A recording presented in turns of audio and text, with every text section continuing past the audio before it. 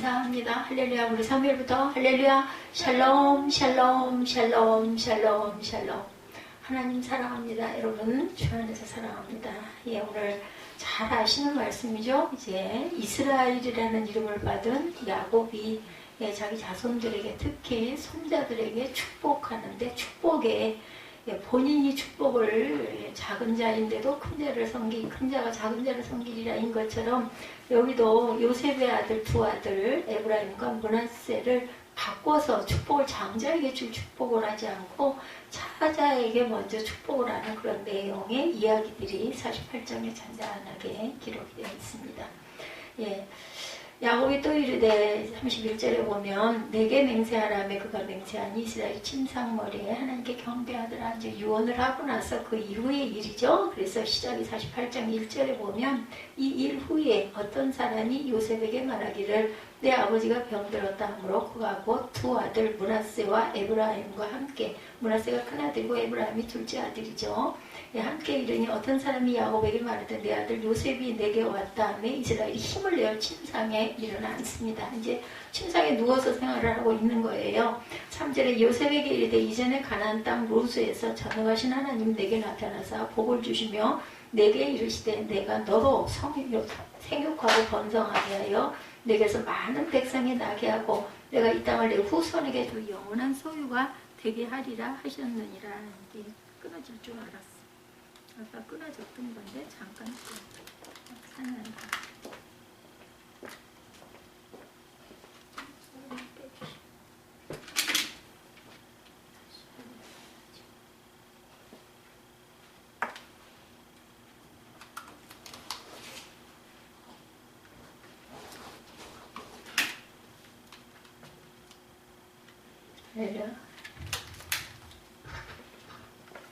우리 인사 한번 다시 합니다. 할렐루야 샬롬 합니다. 할렐루야 샬롬 샬롬 샬롬 샬롬 샬롬.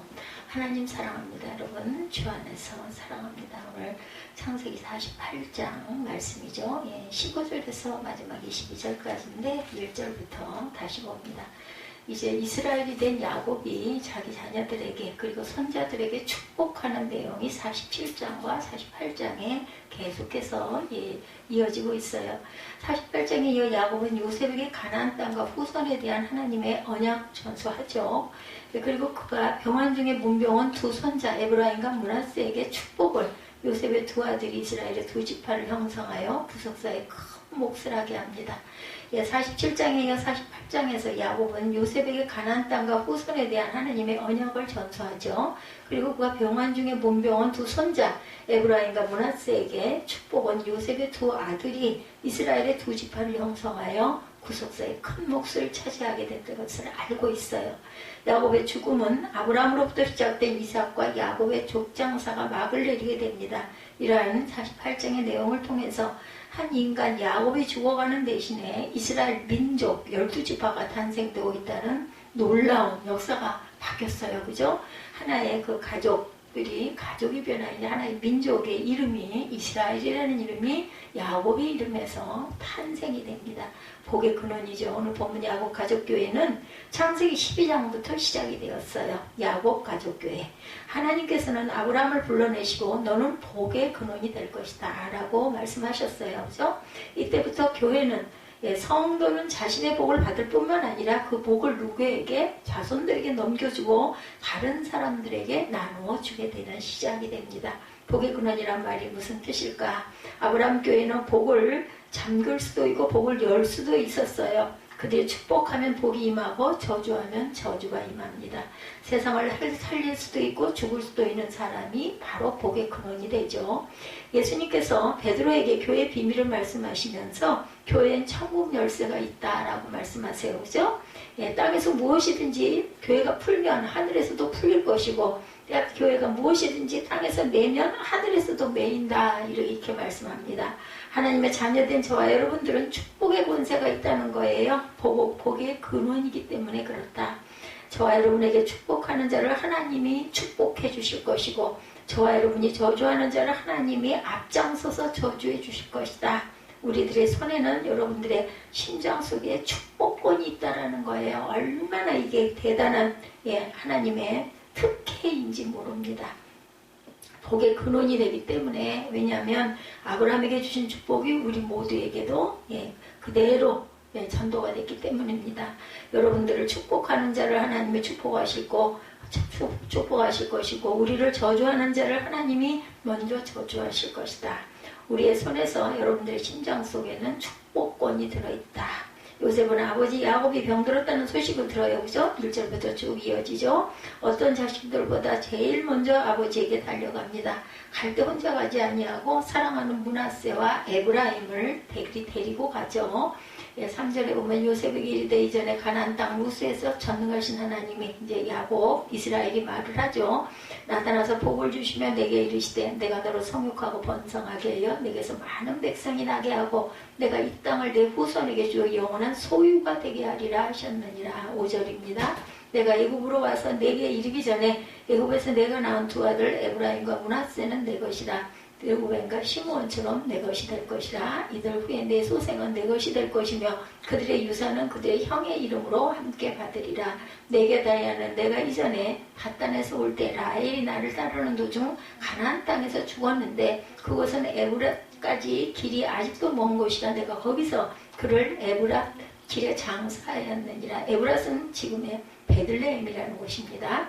이스라엘이 요셉의 아들들을 보고 이르되 이들은 누구냐? 9절입니다. 요셉이 그의 아버지에게 이르되 이는 하나님이 여기서 내게 주신 아들들이니이다. 아버지가 이르되 그들을 데리고 내 앞에 나오라. 내가 그들에게 축복하리라. 이스라엘의 눈이 나이로 말미암아 어두워 보지 못하더라. 요셉이 두 아들을 이끌어 아버지 앞으로 나가니 이스라엘이 그들에게 입맞추고 그들을 안고 요셉에게 이르되 내가 내 얼굴을 보리라고는 생각하지 못하였더니 하나님이 내게 내 손자까지 자손까지 보게 하셨도다. 요셉의 아버지 무릎사에서 두 아들을 물러나게 하고 땅에 엎드려 절하고 오른손으로는 에브라임을 이스라엘의 왼손을 향하게 하고 왼손으로는 므낫세를 이스라엘의 오른손을 향하게 하여 이끌어 그에게 가까이 나아가매 이스라엘이 오른손을 펴서 차남 에브라임의 머리에 얹고 왼손을 펴서 므낫세의 머리에 얹으니 므낫세는 장자라도 팔을 엇바꾸어 얹었더라. 장자인데 차자에게 오른손을 얹어요. 그죠? 장자의 축복권을. 그가 요셉을 위하여 축복하여 이르되 내 조부 아브라함과 아버지 이삭이 섬기던 하나님, 나의 출생으로부터 지금까지 나를 기르신 하나님, 나를 모든 환난에서 건지신 야훼 사자께서 이 아이들에게 복을 주시오며 이들로 내 이름과 내 조상 아브라함과 이삭의 이름을 칭하게 하시오며 이들이 세상에서 번식되게 하시기를 원하나이다. 요셉이 그 아버지가 오른손을 에브라임의 머리에 얹은 것을 보고 기뻐하지 아니하여 아버지 손을 들어 에브라임의 머리에 므낫세의 머리로 옮기고자 하여 그의 아버지에게 이르되 아버지여 그리마옵소서 이는 장자이니 오른손을 그의 머리에 얹으소서 하였으나 그의 아버지가 허락하지 아니하며 이르되 나도 안다 내 아들아 나도 안다. 그도 한 족속이 되며 그도 크게 되려니와 그의 아우가 그보다 더 큰 자가 되고 그의 자손이 여러 민족을 이루리라 하고 그날에 그들에게 축복하여 이르되 이스라엘의 너로 말미암아 축복하기를 하나님이 내게 에브라임 같고 므낫세 같게 하시리라 하며 에브라임을 므낫세보다 앞세웠더라. 그 동생인 에브라임이 장자의 축복을 받습니다. 자신이 장자 축복권을 받았던 것 같이 이스라엘이 요셉에게 이르되 나는 죽으나 하나님이 너희와 함께 계시사 너희를 인도하여 너희 조상의 땅으로 돌아가게 하시려니와 내가 내게 내 형제보다 세겜 땅을 주었나니 이는 내가 내 칼과 활로 아모리 족속에서 나서 빼앗은 것이라. 더 많은 축복권을 주죠. 나도 안다 내 아들아. 19절 말씀. 에브라임을 왼손으로 들고 장자 므낫세로 오른손에 축복을 받게 하려는 요셉의 마음을 야곱도 알고 있다는 거예요. 왜냐하면 자신도 지난날 하나님의 때와 방법을 기다리지 못하고 인간적인 방법으로 형 에서의 장자권을 취하고 아버지의 축복을 빼앗았기 때문에 그러나 그로 인해 야곱 20년이라는 긴 세월을 라반의 집에서 연단을 받아야 했습니다. 따라서 야곱의 나도 안다 내 아들아 나도 안다라는 고백 속에는 하나님의 뜻을 사람이 변개하거나 사람의 방법으로 취할 수 없고 그렇게 하려다가는 오히려 고통을 겪게 된다는 것을 깨달은 것이 담겨있다. 이제 깨달았다라는 이야기의 뜻을 갖고 있습니다. 예, 병문안을 갔어요. 예, 자녀들을 데리고 돌아가실지도 모르기 때문에 자녀들에게 축복을 받게 하려고 요셉이 아버지 병문안을 간 내용, 그리고 일어난 일들입니다. 아픈 아버지가 걱정이 돼서 갔어요. 이에 더하여 요셉이 알고 있었던 소중한 영적 원리가 있는데, 아브라함과 이삭과 야곱, 믿음의 조상에겐 축복의 권세가 있다는 사실을 알고 있었던 거죠. 우리에게도 이렇게 축복의 권세, 그래서 그런 얘기가 있죠. 자녀들이 아무리 미운 짓을 해도 아주 나쁜 말, 예, 뭐라 그러죠? 질책하는 말, 예, 아니면은 정말 좋지 않은 그런 말을 입 밖에 부모가, 엄마가, 특히 엄마들이 속상하니까 집안에서 집안이라는데 아이들이 뜻대로 되어지지 않고 말 안 듣고 거슬르고 하면은 입에서 좋지 않은 말이 나오는데, 정말 그런 저주하는 그런 말들은 절대로 하지 말아라. 오죽하면 저희 신학교 때 학생들이 다들 엄마들이죠. 늦게들, 예, 학교에 와가지고 야간에 학교를 다녔으니까. 그럴 때 그렇게 뛰어다녔어요. 5층까지 절대로 엘리베이터를 탈 수가 없기 때문에. 예, 제가 그때 이 몸이었으면 절대로 신학과정을 이수하지 못했겠죠. 막 시간을 공부하고 지하에 성전이 있거든요. 지하 성전에서 채플이죠, 채플. 예, 예배를 드리고, 이제 우리 교실이 꼭대기 5층부터 시작이 됐었어요. 있으니까는 1학년은 5층이고 2학년은 4층이고 이렇게 내려갑니다. 5층, 4층, 3층으로 그냥 뛰느라고 그냥 아주 계단이 그냥 미어지게 뛰어가면서 계속해서 자녀들에게 아이고 축복받을 녀석, 축복받을 누구 막 이러면서 뛰어다녔던 기억이 납니다. 입술에 우리 축복을 달고 살아야 된다. 왜? 우리에게도 하나님께서 주신 축복권이 있기 때문에. 자식을 축복하는 일은 부모가 가진 아주 귀중한 권세고 무거운 책임이기도 하다라는 거. 잠자리에 들 때 하루 일과를 시작할 때 아비는 자녀들의 머리에 손을 얹고 축복을 합니다. 중요한 인생의 결정을 할 때마다 먼 길을 떠나는 여행길에서 전쟁터에 나기는 자녀들 그들의 몸에다 손을 대고 아버지는 늘 축복을 했어요. 특히나 이스라엘 민족들은 결혼을 앞두고 있는 자녀를 위해서 생일을 맞는 자녀들에게 아버지는 그 몸에 손을 대고 축복을 하기도 했습니다. 수많은 축복 가운데 가장 중요한 축복을 부모가 자신의 죽음을 예견했을 때 자신이 걸어왔던 인생 여정의 모든 복을 담아서 자녀를 축복하는 그 순간, 그것이 바로 오늘 창세기 48장의 내용이기도 하죠. 아버지 야곱이 그 복을, 이스라엘에서 이름이 그래서 민족이 열리죠. 그 복을 탐했던 것처럼 요셉도 지금 이 위대한 복을 받고 싶었던 거예요. 그래서 자녀들을 데리고 온 거죠. 아들 둘을. 꿈꾸는 사람은 축복받을 기회를 놓치지를 않습니다. 그러니까 순간을 때를 잘 알아야 된다라는 거예요. 오랜 시간 가족과 떨어져 살았던 요셉이 이 놀라운 영적 원리를 도대체 어떻게 알았을까? 가나안 땅에서 요셉의 꿈을 꿀 때는 17살이었습니다. 아버지 야곱의 나이는 108세, 할아버지 이삭의 나이는 168세입니다. 지금 이삭이 180세까지 살았는데 요셉이 잡혀간 이후에도 12년을 더 살았다는 이야기죠. 어릴 때 그 할아버지 품에서 요셉은 축복을 받으며 할아버지의 많은 이야기를 들었을 거예요. 할아버지 옛날 얘기해줘. 칭얼거리면 내 아버지 야곱이 얼마나 복을 그리워했는지, 그 복을 얻기 위해서 얼마나 몸부림을 쳤는지, 그래서 어떤 복을 받았는지 얘기했겠죠. 그리고 아버지에게 조르르 달려갑니다. 아빠 할아버지한테 아빠 얘기 들었어. 아빠 그거 진짜야? 하고 물어봤겠죠. 그러면 아버지 야곱은 아들 요셉에게 내가 왜 그 복을 그리워했는지, 그 복에 어떤 의미가 있는지를 설명했겠죠. 48장 1절에 보면 강조하는 한 단어가 있어요. 아버지가 병들었다는 소식을 듣고 그가 급히 달려왔다. 이렇게 1절에 말하고 있죠. 예, 그가 곧 두 아들 므낫세와 에브라임과 함께 이르렀다라고 얘기하죠. 예, 말의 권세가 있다라는 것 여러분들 아마 아실 겁니다. 그래서 항상 입술로는 아주 좋은 말, 긍정적인 말을 자꾸 해야 합니다. 그리고 막 분이 나고 화가 나고 그럴 때는 그냥 혼자서 벽 보고 마음속으로 막 하던 저는 수영장이 참 그래서 좋습니다. 더 얘기를 하지만 아주 천적이 너무나 평화롭고 좋아요. 색깔도 예쁘고. 그렇기 때문에 물에 떠서 가장 몸이 편안한 상태죠. 그때는 팔이 아파요. 오늘도 제가 아주 오전 낮에 양쪽 팔이 너무 아프더라고요. 이게 잡는 거 팔에만요. 팔은 멀쩡하니까 다리는 힘차게 차지를 못해요. 많이 좀 차면 벌써 왼쪽 다리가 마비 증세가 일어나기 때문에 그냥 아닐 정도로만 살랑살랑 팔은 우리 사무엘 말에 의하면 물에다 뜨는 정도를 유지하는 정도의 발차기를 하고 계시네 라고 얘기를 하더라고요.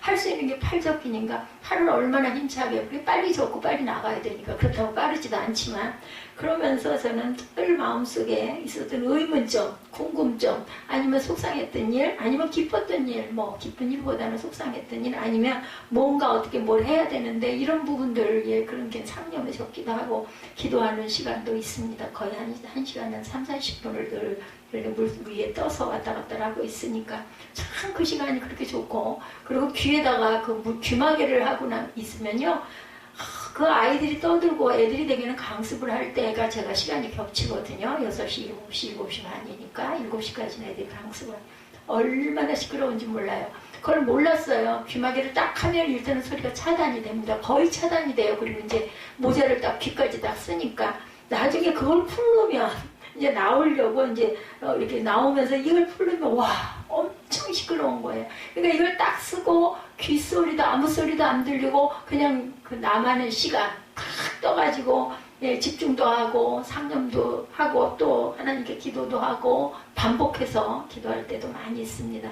얼마나 좋은지 몰라요. 그러니까 수영장 가는 길을 오는 길이 번거롭고 씻고 닦고 입고 왜 이렇게 바빠, 할 건 왜 이렇게 많냐고. 그렇게 열심히 바쁘게 해도 나갈 때가 5시 정도에 조금 일찍 도착을 해야 되니까 주차 때문에 가가지고 돌아오면은 8시 한 4, 50분 그 시간에도 주차장에 가지 않으면 주차를 못해요. 자리가 없기 때문에.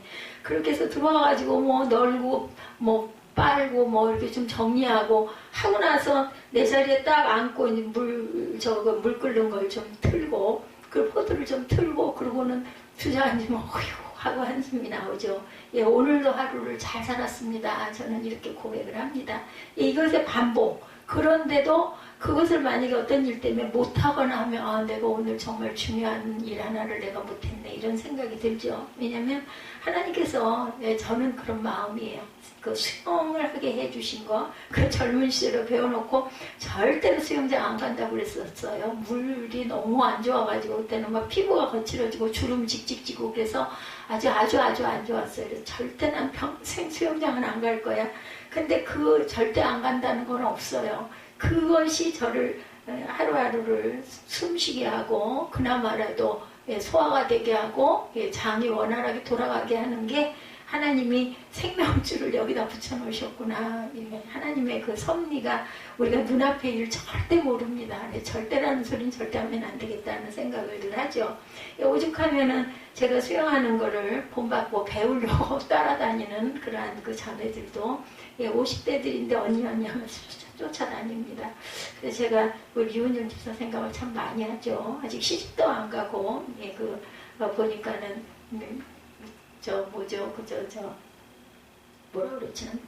또 이제 제가 단어 얼른 생각이 안 나는데, 그 사무실에 근무를 하고 있다라고 회계사 사무실, 법무사 회계사 사무실에 근무를 하고 있는데 어머니가 많이 치매 증상으로 이 심장 투석을 하신대요. 그런 경우에는 1급 장애인이 된다고 하네요.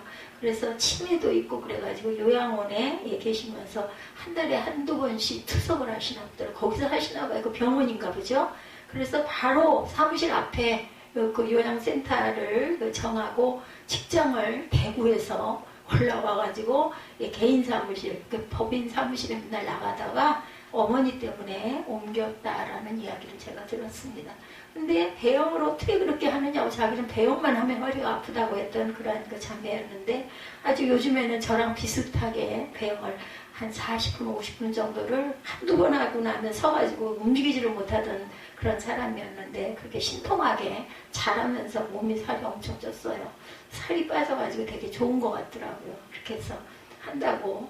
한두 번 하고 계속 쉬었다가 한 번, 두 번 하다 쉬었다가 나중에는 아이고 언니 저 가요. 저는 아무래도 체력이 언니 같지 않은 것 같아요 하고 가던 그런 사람이 요즘에는 아주 내 뒤를 쫄쫄 따라다니 요즘에는 다른 라인에 가가지고도 혼자서 가만히 보면 안 쉬고 해요. 꼬물꼬물하면서. 근데 그분이 그래도 저 평형도 하고 저병은 안 하는 것 같더라고요. 평형도 가끔 하고 자유형도 하고 제가 요즘에 자유형을 끝내인 5m 남은 지점에서 뒤집어가지고 자유형을 몇 번 해보니까 전에는 엄청 아파가지고 절대 하면 안 되겠다 했는데 그게 조금 아픈 게 좀 덜해서 요즘에는 양쪽 끝 쪽에서는 뒤집어서 자유형을 조금씩 하고 갑니다. 그래도 옛날에 했던 게 있어가지고 되긴 하더라고요. 빠르지는 못하지만 근데 불편해요. 배움이 너무 편하고 그거 반대 그 몸에 근육도 써줘야 된다는데 편한 게 좋아가지고 잘 안 돼요.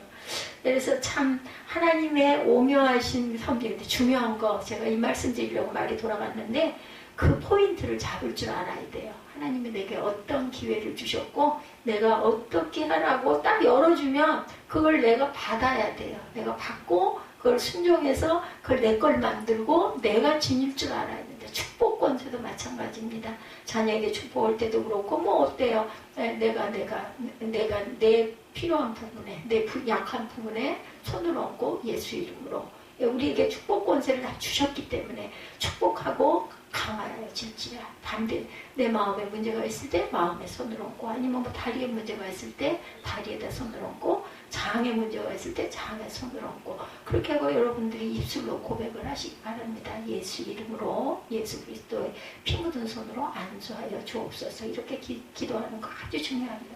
말의 권세가 이렇게 있다라는 거. 하나님의 사람들은 무엇이 가장 소중하고 귀한지를 알고 살아가야 돼요. 그게 뭐예요? 하늘의 지혜를 주시옵소서 하고 기도하시기 바랍니다.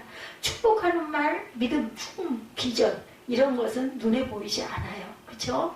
그러나 하나님의 사람들은 눈에 보이는 것들보다 눈에 보이지 않는 것들이 더 귀하다는 사실을 야곱도요 이제 돌아갈 때가 돼서 이스라엘이 된 후에 안 거예요. 내가 내 마음대로 하려고 했다. 가만히 있었어도 하나님이 만들어 주실 건데 내가 앞서서 가다 보니까 내가 20년 동안을 고난의 세월을 살았다는 것을 그때서야 안 겁니다. 그렇기 때문에 난 왜 야곱과 같이 못해 절대 이러실 필요 없어요. 앞으로 살아가면서 그걸 알고 내가 그 길로 자꾸 가까이 가고 그 마음이 내 마음 안에 확 들어올 수 있도록 중요한 건 열심히 예배하고 열심히 말씀 묵상하고 기도할 줄 알아야 된다. 코란데가 하나님이 위에서 보고 계시기 때문에 눈에 보이는 것들은 모두 일시적인 것들이고 눈에 보이지 않는 것들이 정말 귀한 것들이고 영원한 것들이라는 거. 세상 사람은 그걸 모르죠. 아니면 세상 방법으로 살아가게 하는 게 옳고 굉장히 지혜롭다고 생각합니다. 그렇지만 우리는 눈에 보이지 않는 믿음의 세상을 믿는 사람들이에요. 그렇기 때문에 중요한 거 눈에 보이지 않는 것들이 얼마나 귀한 게 많아요. 그죠? 눈에 보이는 것들은 사실은 그냥 다 그럴 수 있는 것들입니다. 근데 보이지 않는 것들은 돈으로도 살 수 없는 그런 것들이 너무나 많다라는 거. 눈에 보이는 것들은 모두 일시적인 것들이고 눈에 보이지 않는 것들이 정말 귀한 것들이고 영원한 것들이라는 거. 아버지가 축복한다고 그랬을 때 아버지 축복은 무슨 축복이요? 현금으로 주세요. 그것보다 더 귀한 축복이 우리가 있어야 함을 정말 알아야 된다라는 거.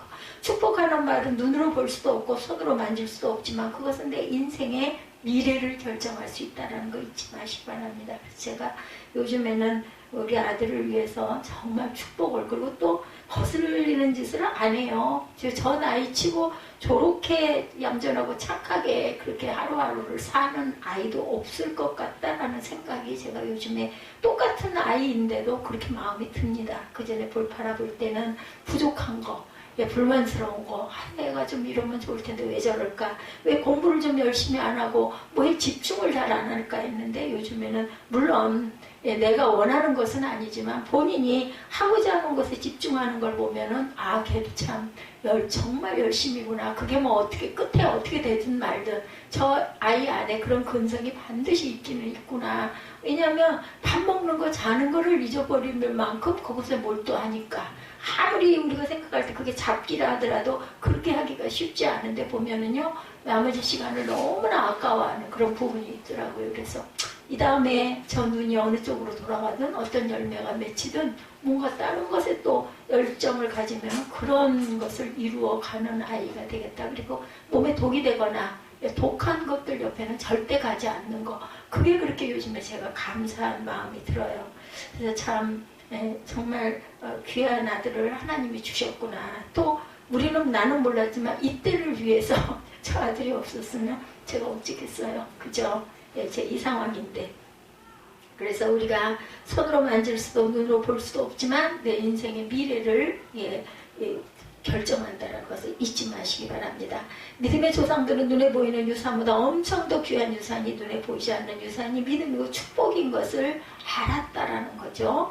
특별히 부모는 자녀의 예언자라는 걸 잊지 마시고 지금부터라도 늦지 않았어요.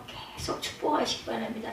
그 아이에게 뭐 쓸데없이 뭐 달콤한 말 잘해주는 그런 얘기가 아니라 축복하는 말을 자꾸 하라는 거죠. 부모의 예언대로 축복한 대로 자녀의 미래가 결정되어진다는 것을 믿고 축복하시기 바랍니다.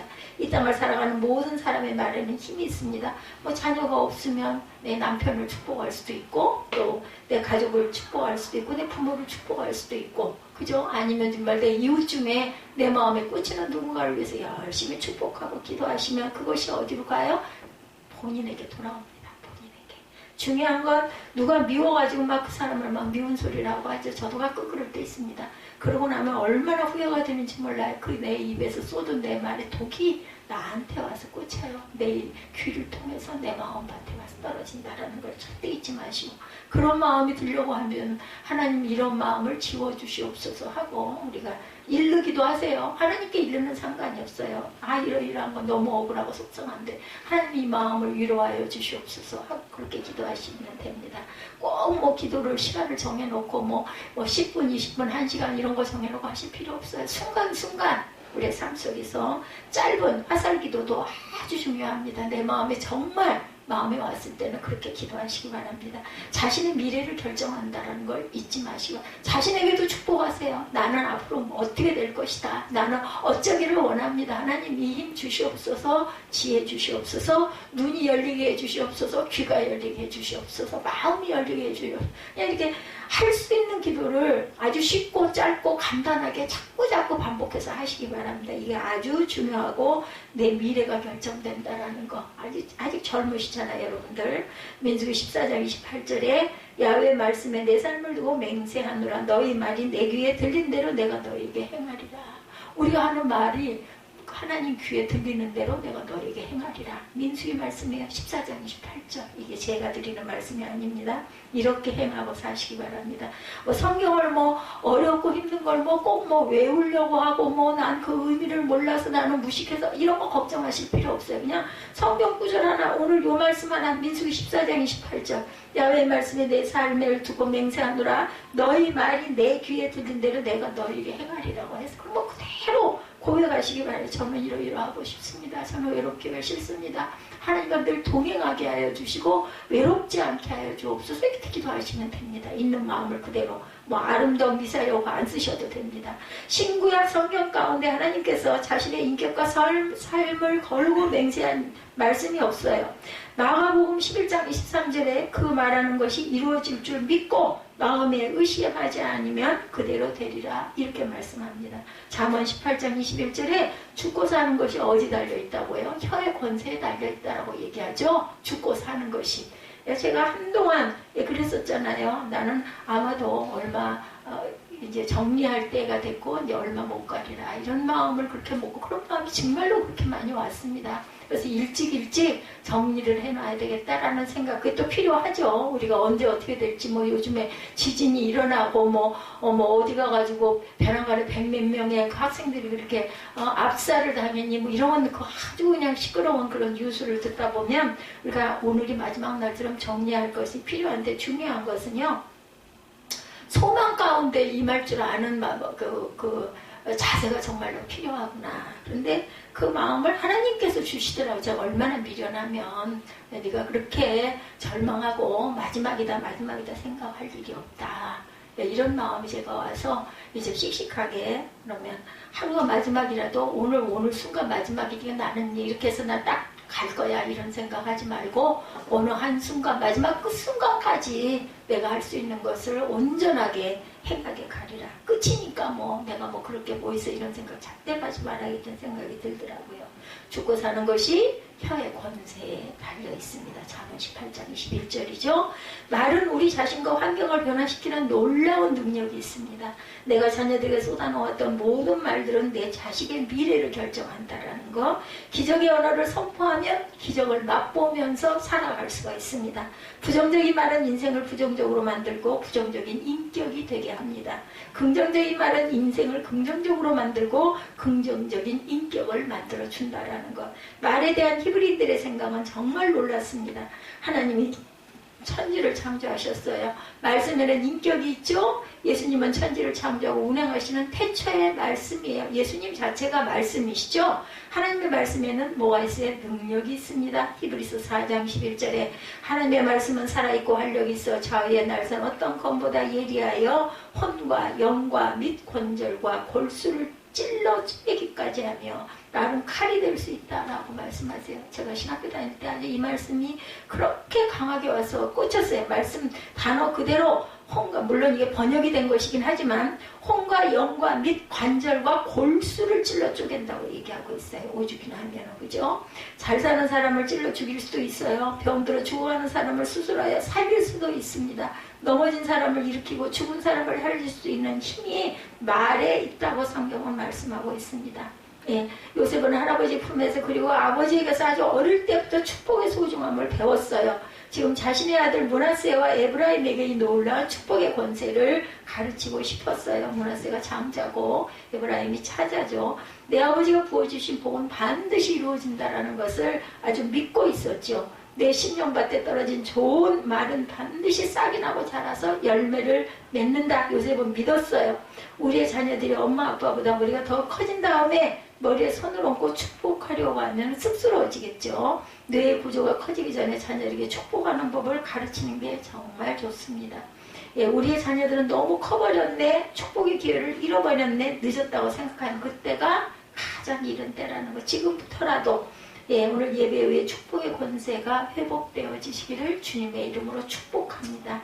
예, 이 시간 이후에 여러분들은 자녀들을 소중한 주변의 사람들을 축복할 수 있는 복의 근원으로 살아가시길 바랍니다. 어떤 것보다도 돈보다도 더 귀하게 이 축복의 권세고 축복의 메시지들이라는 거, 축복의 의미입니다. 야곱은 지금 일어나기조차 힘들 만한 노쇠한 상태예요. 나이가 너무나 들었어요. 요셉이 왔다는 얘기를 듣고 침상에 그 자리에 일어났습니다. 가쁘게 숨을 몰아쉬고 있을 수도 있을 거예요. 축복하기 전에 몇 가지 중요한 사실을 상기시킵니다. 외삼촌 나발의 집을 향해 가는 길에 그 루스라는 벌판에서 하나님을 만났는데 하나님은 전능한 하나님이었고 자기에게 복을 주셨다는 것을 실제로 경험을 했어요. 그죠?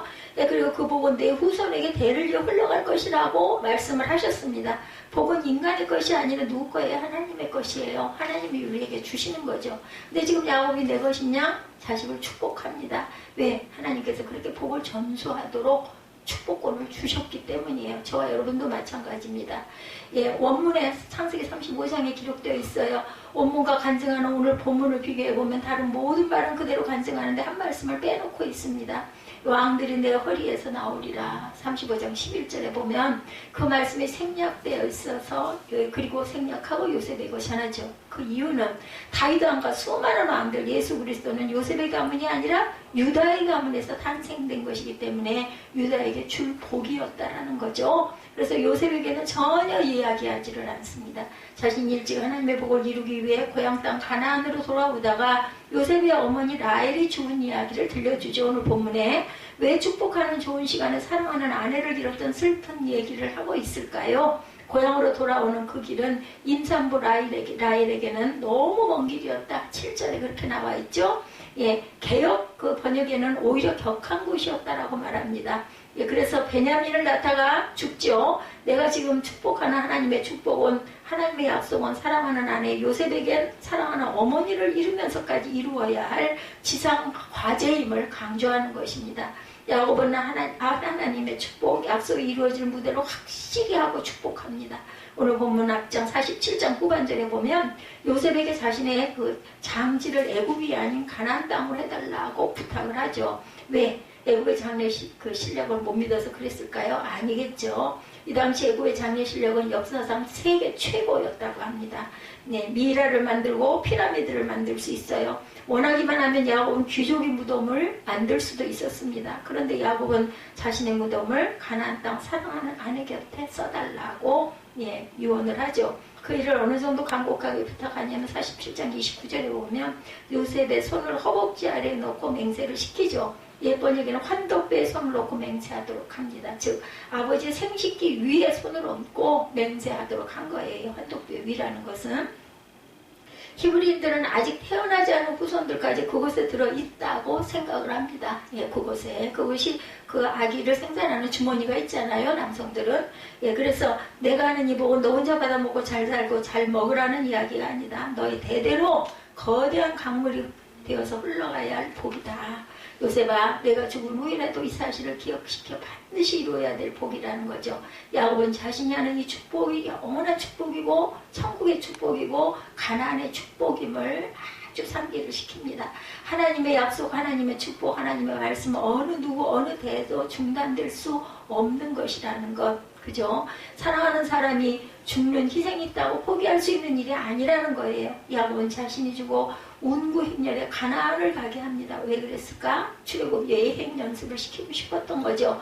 지금은 애굽에 살고 있지만 우리의 꿈, 우리의 마음, 우리의 비전, 축복을 애굽에 빼앗기지 않으려는 거죠. 야곱 가족교회의 마음을 가나안에 묻어두고 싶었던 겁니다.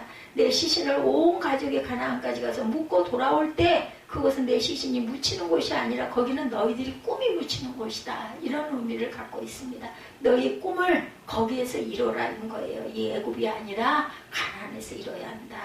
너희들이 축복이 묻히는 곳이다. 거기다 마음을 묻고 놓고 와야 되느니라. 너희들이 꿈을 거기다 묻어놓고 돌아와야 되느니라. 언젠가는 그 꿈, 축복, 비전을 향하여 가나안 땅으로 돌아가게 될 것이다. 돌아가죠? 이것을 자손들에게 가르치고 싶었던 겁니다. 이처럼 야곱은 축복이 갖는 의미로 확실히 해놓고 축복을 시작을 합니다. 하나님이 내게 복을 주셨다. 그래서 나도 너에게 복을 전수한다. 그것은 가나안으로 돌아가 반드시 이루어야 한다. 이것은 내가 너에게 주는 복이 아니라 하나님이 내게 말씀하고 하나님이 내게 주는 복이다. 내가 너를 주는 게 아니라 하나님이 너에게 주는 복이라, 이런 말씀입니다. 축복에는 계급이 없습니다. 드디어 야곱이 요셉을 축복하는데 요셉에게 직접 축복하지 않고 요셉의 두 아들을 자신의 아들로 입양하여 므낫세와 에브라임을 축복합니다. 이것은 요셉을 장자로 인정하여 12지파 가운데 두 몫을 차지하게 하죠. 야곱은 요셉을 축복하여 자신의 가슴 속에서 터져나오는 감동을 쏟아냅니다. 요셉아, 나는 너를 잃을 줄 알고 다시는 내 얼굴을 못 보리라 생각했는데 하나님께서 내게 복을 주셔서 내 얼굴을 볼 뿐만 아니라 내 자손들, 나의 손자를 보내줘 복을 주게 하는구나. 이웃을 축복하고 이민족 시대를 축복하고 내 자손을 축복할 때 불만이 목구멍까지 터져나오는데 축복할 수 없죠. 그래서 축복하면 축복이 아니라 독이 됩니다. 억울한 마음, 손해보는 심정, 원망의 마음 가지고 복을 나눠줄 수는 절대 없어요. 아이고 이런 것도 자식이라고 정말 축복해야 하나, 그렇게 축복할 수는 없죠. 축복 과정에서 재미있는 그림이 보입니다.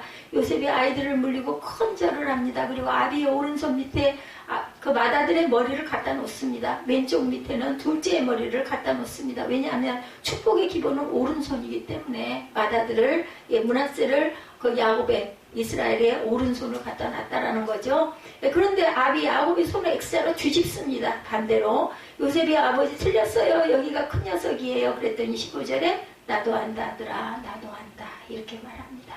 깊은 의미가 있습니다. 야곱 자신이 둘째로 태어나서 장자의 복을 받았죠. 이게 교회가 됩니다. 천국이죠.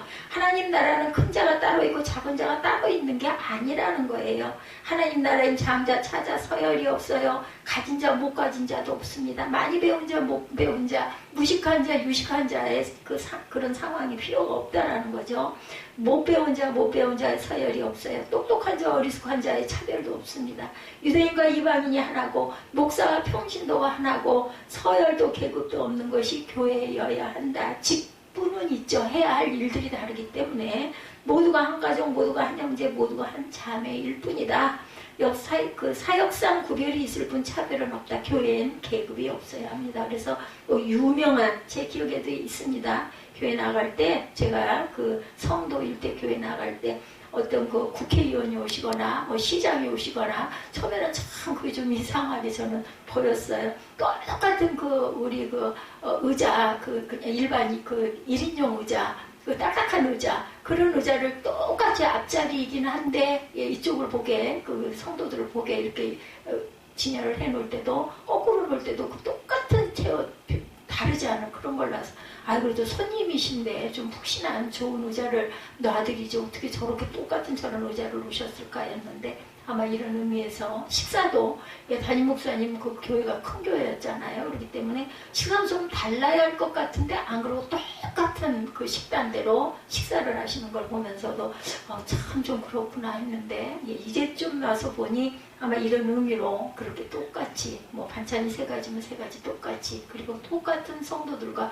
똑같은 데서 식사를 하시는 그런 모습이 참 제가 특별하게 바라봤던 모습이기도 합니다. 이렇게 성경에는 어떤 구별이 상관이 없다. 똑같다라는 거죠. 모두가 한 가족, 모두가 한 형제, 모두가 한 자매들이다. 사역상 구별이 있을 뿐이라는 거, 예수 이름의 권세로 우리가 복을 누리게 되지 사람이 중요한 것은 아니라는 겁니다.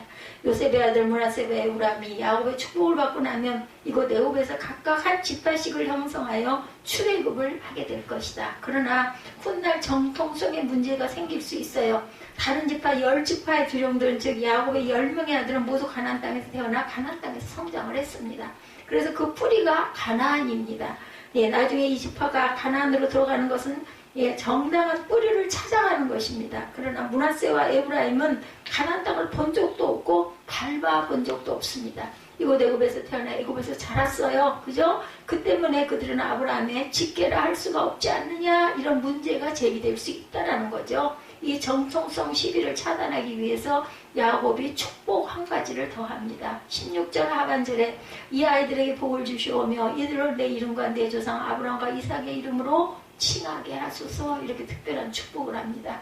므낫세 에브라임의 그 신용만으로는 12지파의 족장이 되기엔 부족할 수 있다고 생각한 것이겠죠. 그래서 아브라함의 이름으로 칭하게 하소서. 이삭 그리고 야곱 자신의 이름이 이 아이들이 보증할 것이다 라고 말합니다. 놀라운 일이죠. 아브라함의 이름으로 이 아이가 살아가게 될 것이다. 이삭이 보증하게 될 것이다.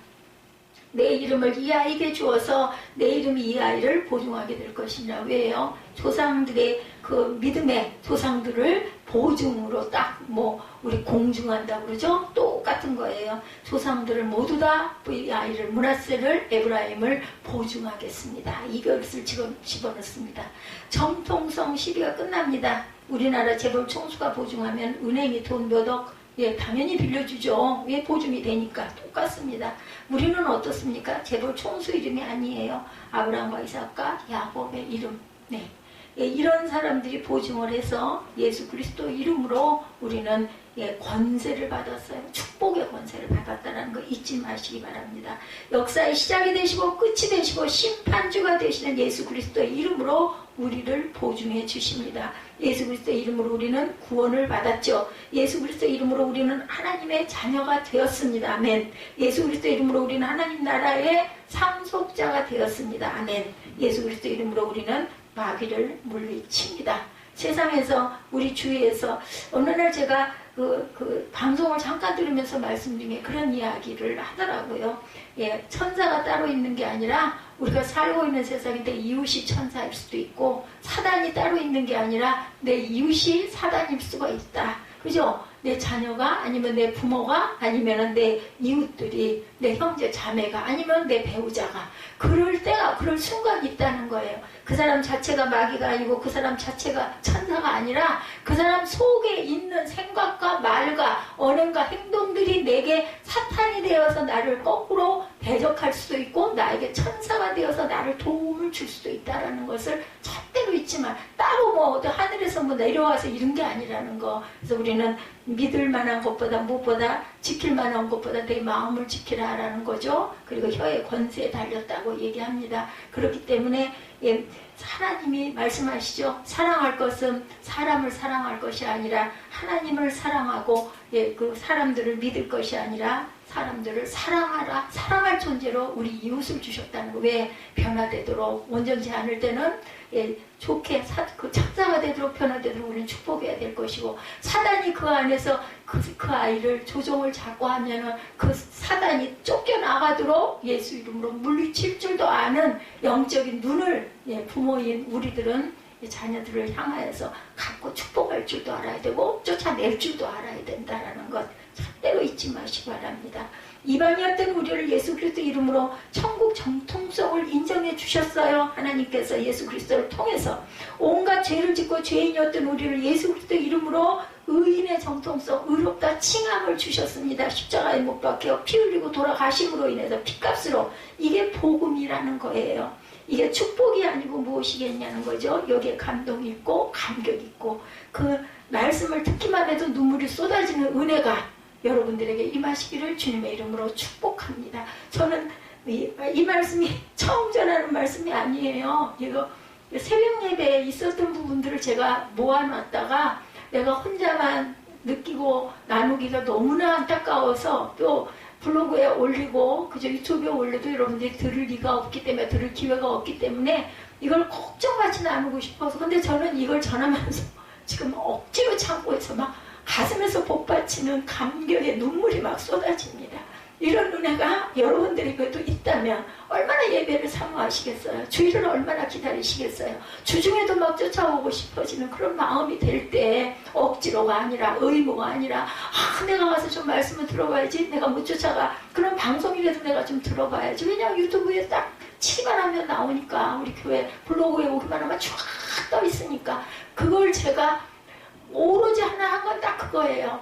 제가 돌아간 다음에 어떤 분들이 이걸 소중하게 여겨서 들을지 또 뭐 세월이 올려 그냥 없어져 버리고 삭제가 될지 기간이 너무 많이 지나가면 삭제가 되거든요. 알 수 없지만 하나님께서 제게 그 마음을 주셨고 그게 잘못된 것이 아니기 때문에 저는 많은 성도들을 앞에서 이렇게 설교하지는 못하지만 유튜브를 통해서라도 누가 됐든 간에 누르기만 하면 볼 수 있고 들을 수 있게끔 해야 되는 소명을 가지고 그리고 틀리지 않게 말씀에 입각하여서 온전하게 전하려고 애를 쓰고 기도하고 노력을 하고 지금도 전하고 있습니다. 이게 복음이라는 거예요. 일적일획도 틀리지 않은 말씀을 위해서 저는 늘 원고 보는 걸 부끄럽게 생각하지 않습니다. 엄청난 뛰어난 그저 지혜가 있고 기억력 있고 해가지고 한 번 읽기만 하면 막 머릿속에 다 기록이 돼서 막 안 보고 줄줄줄 저 목사님 아니면 저 선교사 저 사역자 정말 대단한 실력이야 이런 말을 못 듣는다 할지라도 상관없어요. 저는 외우는 말씀 봅니다. 보고 읽습니다. 아직 눈은 보일 수 있으니까 안경을 끼고 있고 그렇기 때문에 한 자리도 틀리지 않게 증거하고 전달하려고 애를 쓰는 것은 여러분들이 온전히 바르게 가시기를 바라기 때문에 그렇게 합니다. 내가 무슨 하나님께 영광 돌리는데 내가 사람들에게 대단하다는 칭송을 안 받으면 어떻습니까? 보잘것없다고 허접 쓰레기로 보여지면 무슨 상관이 있겠어요? 아시는 분이 하나님이 아시고 계신데 이런 마음밭으로 여러분들 힘있게 씩씩하게 열심히 나아가시면 세상 사람 몰라지만 무슨 상관이에요. 우리 찬양이 얼마나 좋은지만 세상 사람 날 보지 아니하여도 나는 내 예수 계시니 나는 두렵지 않아. 이 찬송을 할 때 우리 선조들이 얼마나 기뻐하며 찬송을 했을지 찬송의 가사는요 감동을 받은 사람들이 하나님의 말씀에 입각하여 지었기 때문에 저는 그것이 기도라고 생각을 합니다. 어줍지 않게 기도 어떻게 해야 될지 잘 모르겠고 입에서 말 잘 안 나올 때는요 그냥 그 비슷한 구절의 찬양을 찾아가지고 그것 좀 들으면서 따라하면 그게 내 기도가 된다라는 거. 그래서 저는 늘 서두에 말씀드리죠. 우리의 부족한 기도를 찬양과 경배로 대신하고자 합니다. 아버지 받아주시옵소서. 이러면 마음 아시지 않겠어요? 그게 중요합니다. 우리가 축복을 받으면 아브라함의 자손들은 접촉을 통해서 축복을 전달했죠. 오늘 본문도 마찬가지고 먼저는 한도뼈 위에다 손을 놓고 아니면 머리에다 손을 얹고 제가 처음에 여러분들 안수 참 많이 했었어요. 어느 순간인 것부터는 안 합니다.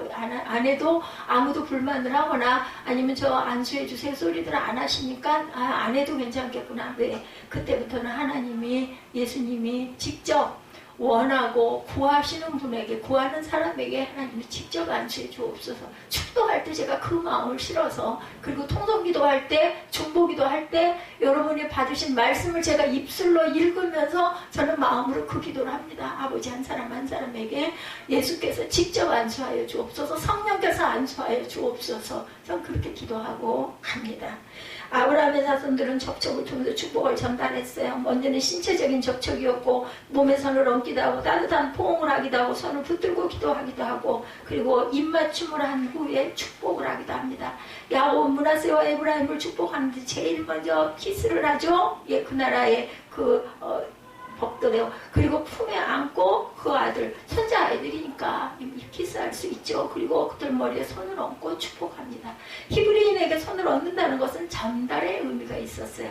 그 나라의 풍습과 전통을 좀 알면 성경을 이해하기가 쉽습니다. 속죄 제물을 잡을 때도 양이나 염소의 머리에 손을 얹죠. 죄가 양에게 전가되는 시간이에요. 내 죄를 양에게 얹어서 한 마리는 그저 살라서 하늘로 번제를 보내고 한 마리는 영문 밖으로 내쫓습니다. 그러면 머리에 죄를 다 들고 영문 밖에 나가서 가다가 들짐승들에게 먹히잖아요. 그렇게 해서 그 죄가 그냥 그 짐승들에게 전가가 된다. 이런 그런 법을 가지고 이렇게 축복을 했다라는 거예요. 죽여서 살라서 안에서 제단에 드리는 것. 그 다음에는 한 마리는 영문 밖으로 내보내서 짐승들에게 잡아먹혀서 그 죄가 그 짐승에게 먹혀서 없어지게 그런 방법으로 축복을 했다는 거죠. 그 부모의 손은 인간의 손 이상의 의미가 있다는 것. 부모의 손과 좋은 말을 통해 자녀를 만지는 그 시간, 그 순간 축복의 의미를 담고 있고 절대로 이 더러운 말, 저주의 말은 입술에서 제하시고 그런 말이 정말 우라가 치밀어서 나올 때는 그냥 입을 막고 기도하세요. 하나님 이런 마음이 들지 않게 주옵소서. 정말 중요한 거죠. 혀의 관세 무섭습니다. 어떤 분이 그런 얘기 하더라고요. 강한 건 부러져요. 그죠? 깨져요. 그런데 부드러운 거는 절대로 끊어지지도 않고 깨지도 않는다. 우리 혀가 어때요? 그죠? 가장 작고 가장 부드러운 거예요. 뼈가 있는 것도 아니에요. 그런데도 그 혀의 권세가 이렇게 대단하다. 부드러운 것들은 절대로 끊어지지가 않습니다. 우리 물결 어때요? 얼마나 부드러워요. 저는 비단결 같다 생각을 합니다. 물결을 제가 느끼면서. 그런데 그게 무서운 그저 힘을 갖고 있다라는 거. 그래서 강하고 눈에 보이는 아주 대단한 것들, 이런 것들은 깨지고 부서지고 나면 쓸모가 없지만 부드러운 것은 끝까지 간다라는 걸 잊지 마시기 바랍니다. 부모의 손끝에 하나님이 주신 축복의 권세, 축복의 능력이 있고 아비의 손 곧 하나님의 손이 대신되어서 기도한다라는 거죠. 그 하나님의 손은 천지를 창조한 손이고 모태에서 아이를 빚어 만드신 손이고 그 아이가 이 땅에 태어나 사는 동안 아이를 인도해 오신 사랑의 손길이라는 것 뿐만 아니라 그 아이 미래를 인도해 주실 손길, 하나님의 손길입니다. 오늘 본문을 통해서 하나님께서 우리에게 말씀하시고자 하는 바가 있어요. 나는 너에게 축복의 권수를 주었느라 너는 이미 복의 근원이니라. 축복하라. 내 자손들을 축복하라. 내 교회를 축복하라. 내 이웃을 축복하라. 보면은 셀들도 있고 그리고 또 구역도 있죠. 이런 곳들의 가족들을 축복하라. 하나님이 말씀을 하고 계세요. 이처럼 부모의 따뜻한 손길을 통해 하나님의 만지심을 경험해 온 아이는 건강한 인격을 가지고 이 땅을 살아가게 됩니다. 부모의 축복이 모자라는 아이는 열등감을 가지고 갑니다. 그러나 축복받고 자란 아이는 높은 자존감을 가지고 가죠. 어릴 때 단점을 지적받고 자란 아이는 세상을 어두운 눈으로 바라봅니다. 다른 사람의 단점만 보이죠. 그러나 어릴 때 장점을 격려받고 자란 아이는 세상을 밝은 빛으로 바라본다는 걸 잊지 마시고 늦었다 할 때가 이른 때이 지금부터라도 열심히 축복하고 격려하시기 바랍니다. 다른 사람의 장점을 먼저 볼 수 있는 눈을 얻도록 축복해 주시기 바랍니다. 축복을 먹고 자란 아이는 건강한 인격과 건강한 정서를 가집니다. 축복을 먹고 자란 아이는 어려운 환경 속에서도 자신감을 가지고 당당히 문제를 헤쳐나가고 부모의 축복은 예언적인 의미, 예언적인 능력이 있습니다. 부모의 축복은 씨가 되어서 자라납니다. 부모의 축복은 아이의 미래에 대한 그러한 축복의 선언이기도 하다라는 것. 부모의 축복은 아이의 꿈이 되고 비전이 되고 부모의 축복은 아이로 하려고 축복의 통로로 다른 복의 근원이 되어서 그 자손들을 또한 축복할 것입니다. 그러는 사이에 우리 가문은 아브라함의 가문, 축복의 가문으로 이 땅을 살아가게 되겠죠. 교회 리더가 되고 목자가 되고 그죠? 여러분 교회에서 충추적인 은혜를 끼치는 그러한 아비가 되고 어미가 된다라는 것. 그 손을 들어 자식을 축복하시기 바랍니다. 여러분의 가족을 축복하시고 교회를 축복하시고 이 나라와 민족을 지도자들을 축복하시기 바랍니다. 그 이전에 여러분이 영적인 지도자들로부터 복받는 사람들이 되시고 여러분의 손이 병들어 있어도 그 손은 축복의 권세가 있다는 것을 잊지 마시기 바랍니다. 늙어 손끝에 힘이 없다 할지라도 권세가 힘이 없어진 것은 아니에요. 축복의 능력이 사라진 것이 아닙니다. 제가 아무리 힘이 없어도 축복할 권세는 있는 거예요. 누구에게든지 영적으로 축복할 수 있죠. 얻어먹고 살아도 그서는 축복의 권세가 있다는 거 잊지 마시고 하나님께서 여러분을 복의 근원으로 삼아 주셨기 때문이라는 것을 감사하시는 오늘 주일 그리고 11월 감사의 계절, 감사의 달이 되시기를 주님의 이름으로 축복합니다. 오직 주만이 결단하시고 기도하시고 축도로 항상 제가 축도를 할 때는 축도를 경건하게 받으시고 아멘으로 마음으로 화답을 하시기를 주님의 이름으로 축복합니다.